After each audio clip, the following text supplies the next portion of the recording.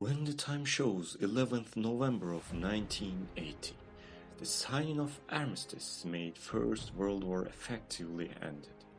After the world's biggest battle ever seen at the time, despite the defeat, Germany still has the second most powerful fleet on the world. The Americans suggested that the ships be interned in a neutral port until a final decision was reached. But two countries that were approached, which is Norway and Spain, both refused. The Britain came up with the idea that the fleet be interned at Scapa-Flow with a skeleton crew of German sailors and guarded in interim by the Grand Fleet. And this idea accepted by Allied forces.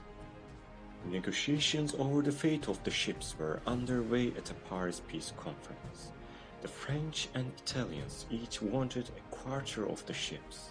The British wanted them destroyed, since they knew that any restriction would be detrimental to the proportional advantage in numbers they had compared to other navies. While negotiations continuing about the fate of a fleet, at 21st June of 1990, Ludwig von Reuters got the news that German fleet will be taken by Allied countries. However, negotiations about fleet delayed to 23rd June of 1990 without decide. But Reuters believed that the news that he got, and with his secret plan, German fleet scuttled by themselves. Reuters planned this for a long time, and his crews knows what to do if their fleet going to be taken by Allied forces. So they succeed. 52 of the 74 ships sank, others wounded. Ludwig von Reuters and the glorious German fleet preserved their honor. This unfortunate incident made for honor becomes fortunate for science history. Because of detonation of the first nuclear bombs in 1940s and 1950s, background radiation levels increased all across the world.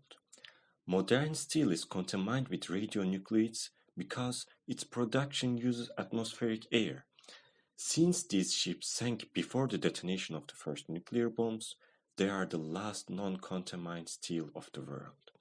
When scientists need non-contaminated steel, they dismantled ships scuttled in Scapa-Flow and used these steels for scientific research. These ships scuttled for honor, and now they are serving to science as a symbol of honor that humans can't defile like they did to the world.